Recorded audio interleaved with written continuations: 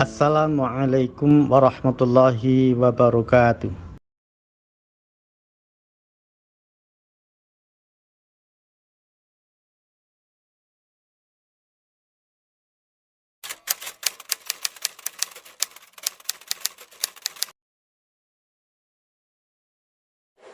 Jadi bahwa Pancasila itu bisa diterima dari berbagai golongan, karena Pancasila itu sendiri sebagai dasar negara juga sangat andil besar para ulama menciptakan Pancasila tersebut. Karena di Indonesia itu kemajemukan, ya. Jadi sangat kompleks tradisi, budaya, agama. Bagaimana supaya terayomi, seperti halnya Rasulullah SAW pada waktu Rasulullah menjadi pemimpin. Rasulullah seorang nabi, seorang pemimpin negara, namun beda kalau Rasulullah itu antara eksekutif, legislatif, yudikatif, itu semua dipegang oleh Rasulullah. Mungkin sekarang tidak ada yang mampu, karena Rasulullah mendapatkan wahyu dari Allah Subhanahu wa Ta'ala. Sebenarnya Pancasila itu identik dengan kepemimpinan Rasulullah. Pada waktu Rasulullah memimpin Madinah, memimpin seorang pemimpin, Rasulullah bisa mengayomi rahmatan lil alamin. Rasulullah bisa mengayomi Nasrani, Majusi, Yahudi dan lain sebagainya. Meskipun kebijakan penerapan sistem hukum adalah Rasulullah sendiri, namun karena Rasulullah mendapatkan wahyu, sehingga terjadilah pada waktu itu permusawarahan yang besar yang dihadiri dari semuanya, non muslim juga. Apakah Rasulullah itu mendirikan negara Islam? Tidak. Yang Islam itu kan orangnya, bukan negaranya. Maka di dalam Pancasila, sila pertama sampai sila kelima itu bisa diterima. Yang menciptakan adalah ulama, dan ulama itu akan mendalami di dalam kepemimpinan Rasulullah, di dalam undang-undang yang ada, dasar negara yang ada, yang pas di Indonesia itu sudah dipikirkan matang, sehingga alhamdulillah sekarang ini bukti Pancasila sebagai dasar negara Republik Indonesia, sebagai sumber daripada hukum, tidak lepas dari yang namanya Pancasila. Dari sila pertama, ketuhanan yang Maha Esa, itu sudah jelas bahwa orang yang hidup di Indonesia itu harus beragama. Meskipun Indonesia itu mayoritas Islam, ya, Islam juga menerima Pancasila, seperti NU dan Muhammadiyah juga menerima Pancasila. Karena Pancasila itu tidak bertentangan dengan Al-Quran dan hadis, itu tidak. Maka dari itu, dari Sumpah Pemuda, artinya pemuda itu bersumpah bahwa jangan berpecah belah, intinya seperti itu. Ya, berbangsa satu bangsa Indonesia, berbahasa satu bahasa Indonesia. Bagaimana rasa nasionalisme itu tinggi, cinta kepada negara. Masa hidup di Indonesia tidak cinta kepada Indonesia, ya banget. Ya, jangan hidup di Indonesia. Bagaimana menciptakan satu kedamaian, ya, satu kenyamanan, berbagi, itu jelas. Makanya pengamalan Pancasila itu sangat luas sekali. Seperti ketuhanan yang Maha Esa. Orang yang merasa punya Tuhan, orang yang merasa Islam harus taat sesuai dengan tuntunan Islam. Orang yang non-Islam harus sesuai dengan tuntunannya, ya. Dari semua agama beraneka ragam yang ada di Indonesia alhamdulillah bisa terwujud, bisa rukun, itu karena di bawah dasar negara Pancasila. Seperti Piagam Madinah, Rasulullah memimpin, yang dipimpin itu ada Majusi, ada Nasrani, ya, Yahudi dan lain sebagainya, itu bisa menerima kesepakatan undang-undang pada waktu itu yang telah diwujudkan oleh Rasulullah. Cuma pada waktu itu memang Rasulullah sekaligus menjadi eksekutif, sekaligus menjadi yudikatif, sekaligus menjadi legislatif. Kalau beda sekarang ini ya eksekutif sendiri, ada legislatif, ada yudikatif, tidak akan mampu seperti Rasulullah. Karena Rasulullah adalah pilihan Allah, utusan Allah, kekasih Allah. Maka dari itu yang sangat lebih penting lagi, kalau sudah ada dasar negara Pancasila, jangan membahas tentang Indonesia apalagi membentuk negara Islam. Itu salah. Itu salah. Kita telah perjuangan-perjuangan pahlawan-pahlawan kita sampai negara ini merdeka. Itu tidak mudah membalikkan tangan. Berdarah-darah perjuangannya dan semua ikut berjuang. Mulai dari Islam juga berjuang, dari Hindu, dari Kristen, dari Katolik, dari Hindu, itu ikut berjuang memerdekakan bangsa Indonesia. Setelah Indonesia merdeka, bagaimana undang-undang yang ada pada negara ini sangat universal. Bagaimana undang-undang ini bisa mengayomi dari semuanya agama? Tidak lain adalah Pancasila. Satu, ketuhanan yang Maha Esa. Kedua, kemanusiaan yang adil dan beradab. Memanusiakan manusia, itu namanya adil. Orang yang tidak memanusiakan manusia, itu tidak adil. Lah, adil itu ajaran agama. Adil itu ajaran agama. Tidak memandang bulu dalam persoalan hukum. Tidak tebang pilih, itu yang namanya memanusiakan manusia dan beretika kepada manusia. Itu namanya adab, sikap perilaku. Yang muda menghormati kepada yang tua sayang pada yang muda. Ini termasuk memanusiakan manusia. Persatuan Indonesia. Semua bersatu, Bhinneka Tunggal Ika. Meskipun berbeda-beda, namun tetap satu. Tetap satu. Itulah Indonesia. Nah, persatuan Indonesia itu kan juga ajaran agama. Kalau orang itu persatuannya akan kuat, maka dipandang negara Indonesia akan berwibawa dan disegani. Terus yang keempat, kerakyatan yang dipimpin oleh hikmat kebijaksanaan dalam permusawaratan perwakilan. Seorang pemimpin akan menjadikan seorang pemimpin itu harus ada yang namanya perwakilan. Ada yang namanya musyawarah, kesepakatan mana yang layak, mana yang punya leadership bagi baik di bidang ilmu, di bidang tata negara, di bidang hukum, lalu dimusyawarahkan. Yang musyawarah sendiri itu terwakili dari berbagai perwakilan rakyat. Itu namanya musyawarah untuk menentukan seorang pemimpin yang disepakati. Ini juga sama dengan di zaman Rasulullah, di zaman Khalifah Rasyidin. Itu musyawarah. Ada yang namanya lembaga legislatif.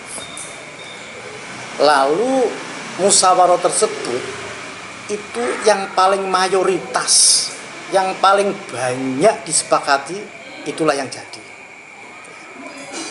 Sampai sekarang pun di Indonesia masih berlaku seperti itu. Itu sudah ada di dalam sila keempat. Yang kelima adalah keadilan sosial bagi seluruh rakyat Indonesia.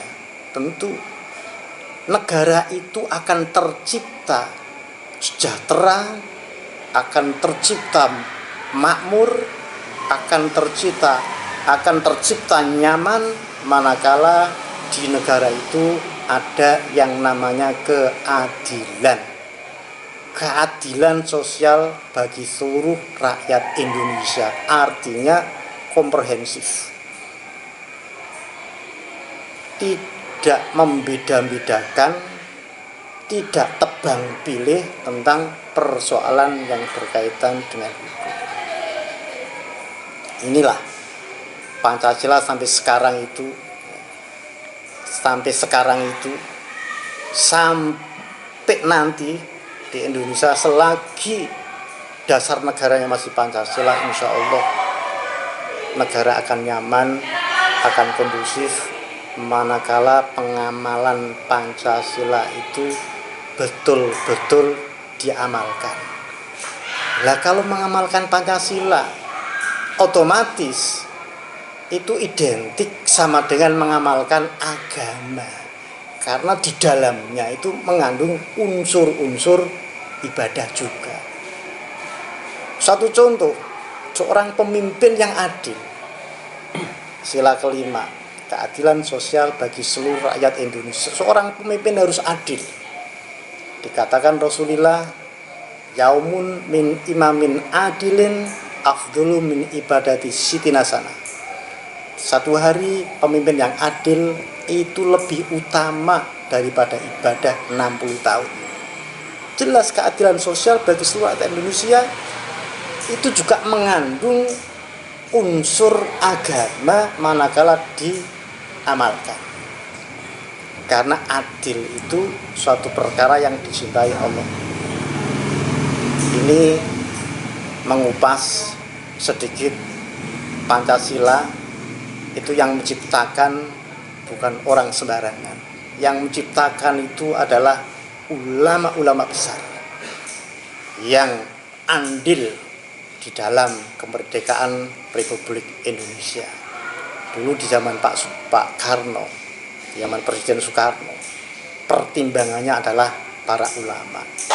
Sampai ada yang namanya utusan Kementerian Ulama itu ada di zaman Pak Karno. Dan Mendagri, banyak ulama-ulama itu pada waktu itu berjuang untuk kemerdekaan, untuk persatuan Indonesia, untuk menciptakan dan mewujudkan keadilan tatanan negara yang ada di Indonesia.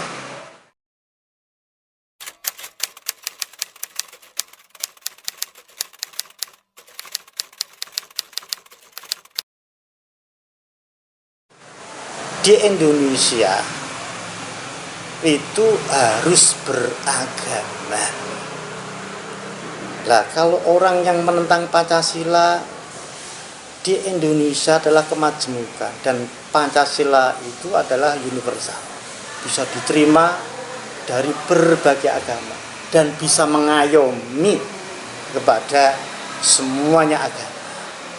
Padahal di dalamnya Pancasila itu tidak lepas yang menciptakan Pancasila, sekali lagi saya ulang, adalah para ulama-ulama kita dari NU, dari Muhammadiyah juga.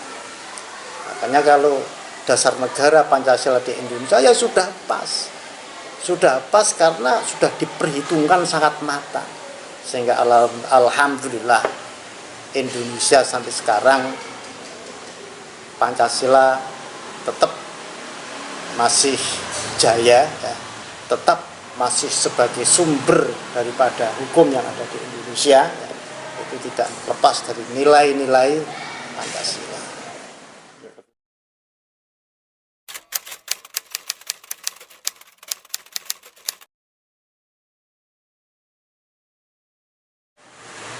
Pesan saya kepada para pemuda-pemuda generasi bangsa Indonesia ke depan yang akan bermanfaat bagi masyarakat, bangsa dan negara tidak lain, maka kita telaah dasar negara kita.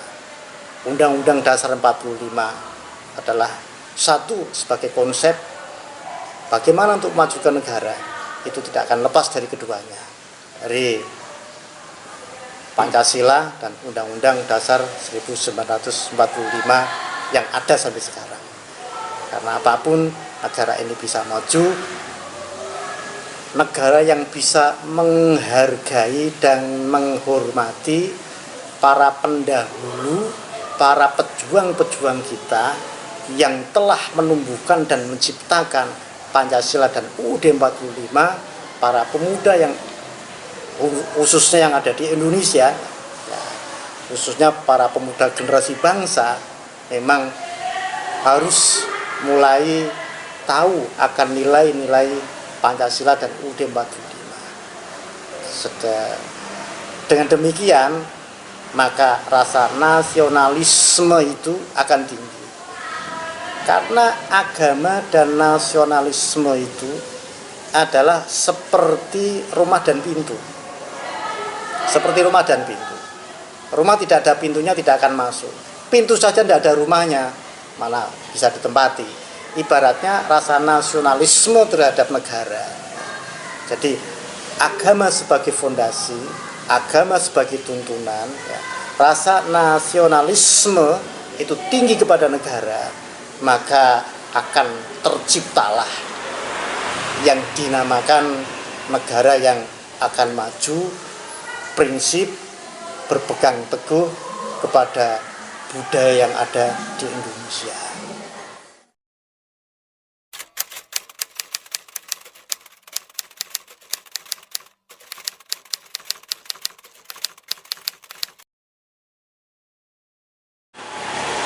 Tentang persoalan yang berkaitan dengan negara, bahwasanya cinta kepada negara adalah sebagian dari iman.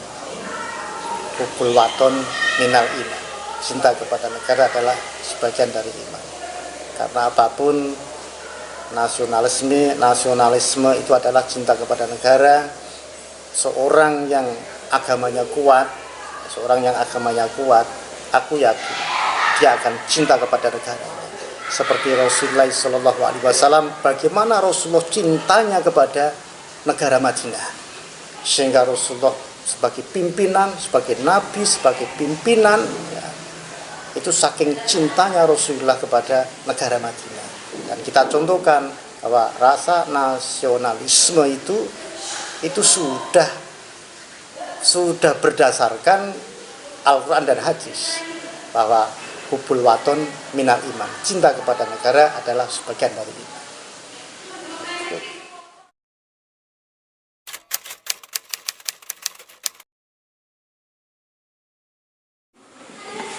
Ulama itu terbagi, ada ulama yang ahli siasat, ada ulama yang ngurusin khusus ilmu di pondok pesantren, ada ulama yang ngurusi di pemerintahan.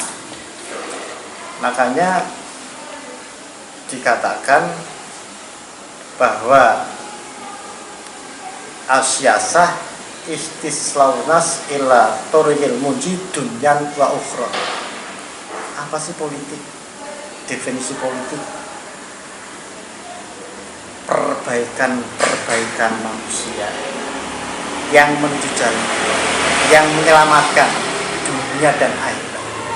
Sebenarnya itu politik itu tidak kotor, yang kotor kan pelakunya. Sebenarnya politik itu baik. Indonesia tanpa politik tidak akan terwujud negara, tidak akan terbentuk negara. Terbentuknya negara itu karena ada politik. Makanya waqala Imam Ghazali, ma yu'imah bil ummah fardu kifayah. Apa yang menjadi kepentingan umat adalah fardu kifayah. Di antaranya adalah siasat, politik. Jadi orang salah kalau mengatakan ulama kok berpolitik. Ulama kok berpolitik. Kenapa dia tidak mengatakan Nabi kok berpolitik? Rasulullah menjadi seorang pemimpin, eksekutif, legislatif, yudikatif. Nabi Sulaiman menjadi seorang raja. Nabi Yusuf menjadi presiden. Nabi Yusuf itu dalam Al-Quran diterangkan, Nabi Yusuf menjadi menteri perekonomian dulu sebelum menjadi presiden. Jadilah presiden, seorang nabi. Sekarang kalau ulama tidak ada yang berpolitik, terus yang berpolitik itu semua bukan orang yang punya akhlak, rusaklah negara ini. Maka keseimbangan di negara ini ada seorang ulama yang ke siasa, yang ke politik, ada ulama yang mereka membina kader-kader santrinya, pengasuh pondok pesantren, ada ulama yang di medsos yang mengamalkan ilmunya agar semua istilahnya bermanfaat ya. Ada lagi ulama yang jadi menteri. Apakah salah ulama jadi menteri? Seperti Gus Dur menjadi presiden. Gus Dur menjadi presiden, seorang ulama menjadi presiden. Sudah ada di zaman dulu.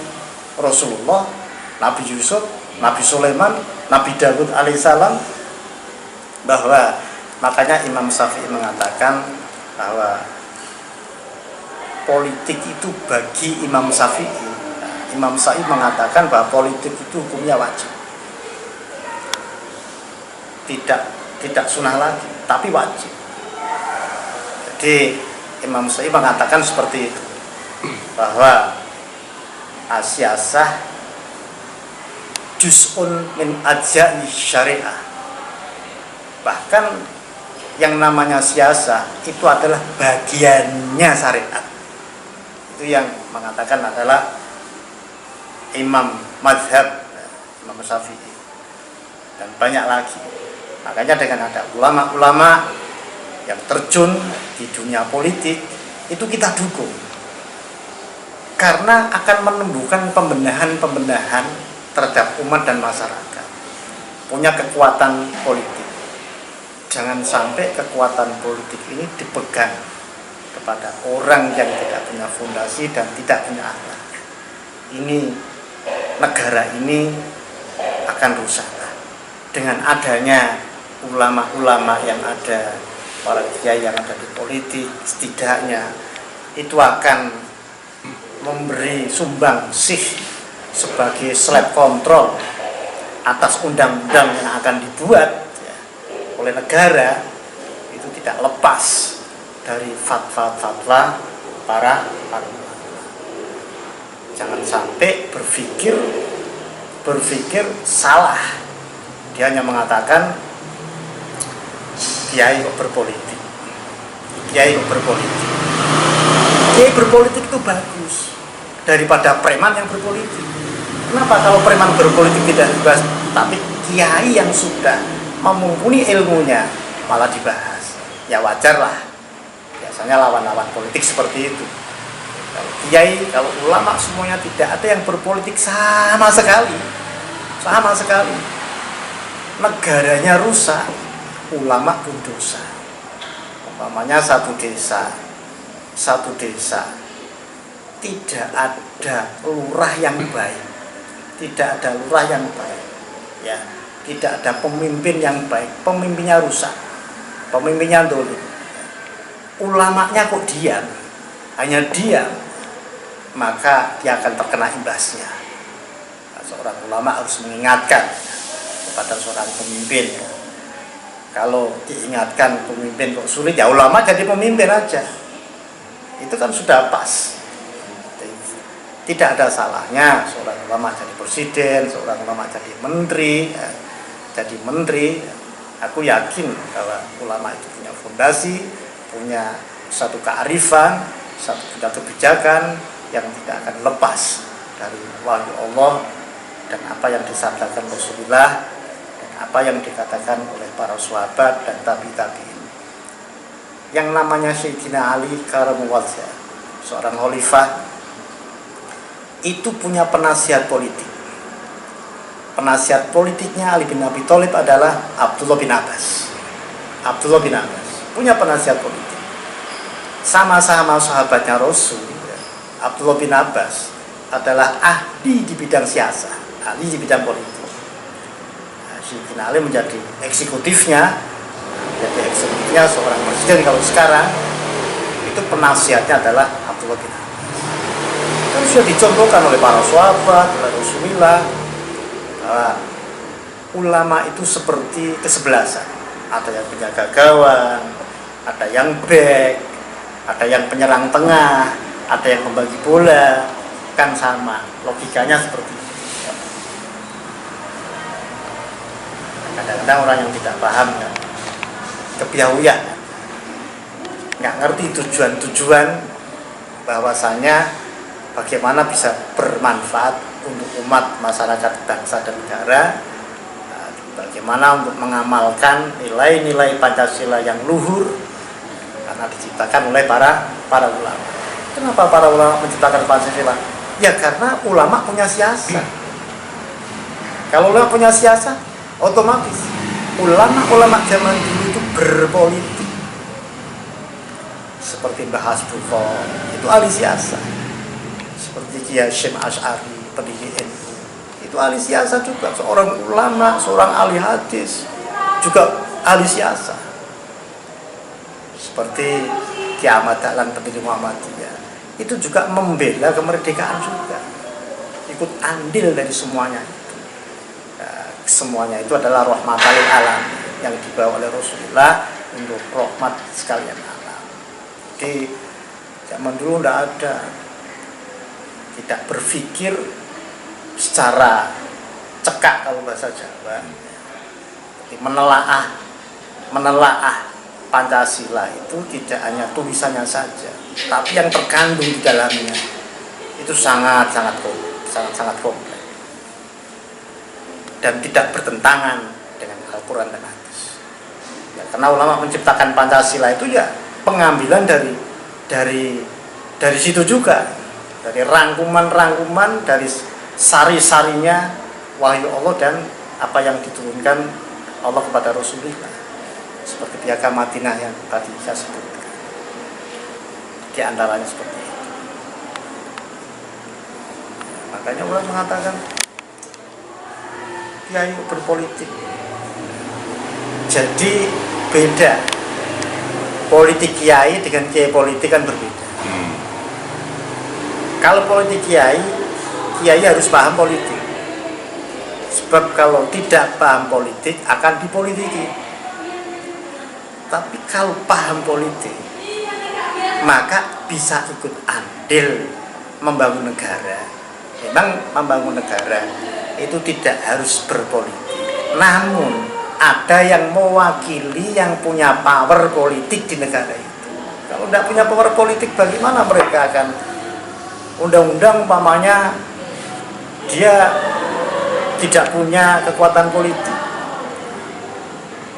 dia akan mengkritik undang-undang, maka dia akan terkena imbasnya karena dia punya kekuatan politik. Kalau ulama punya kekuatan politik, undang-undang bagaimana menguntungkan umat dan masyarakat, pasti seperti itu. Tidak menguntungkan ke pribadi, tidak. Aku yakin bahwa yaitu wawasannya sangat luas, makanya ada yang terjun politik, yang terbagi-bagi.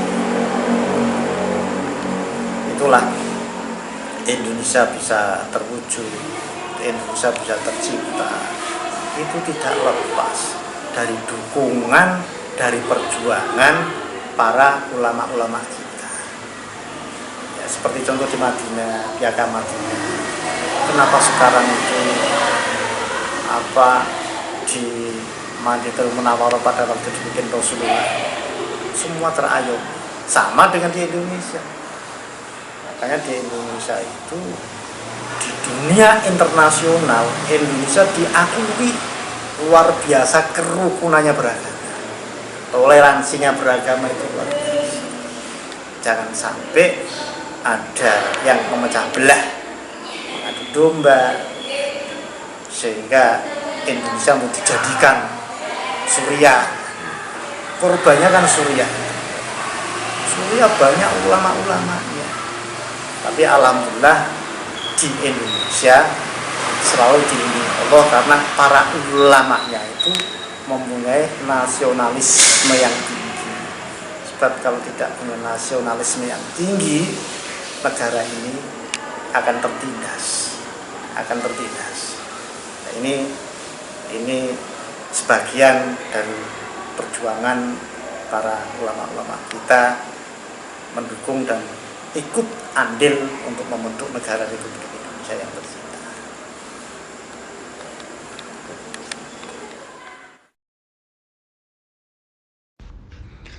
Wassalamualaikum warahmatullahi wabarakatuh.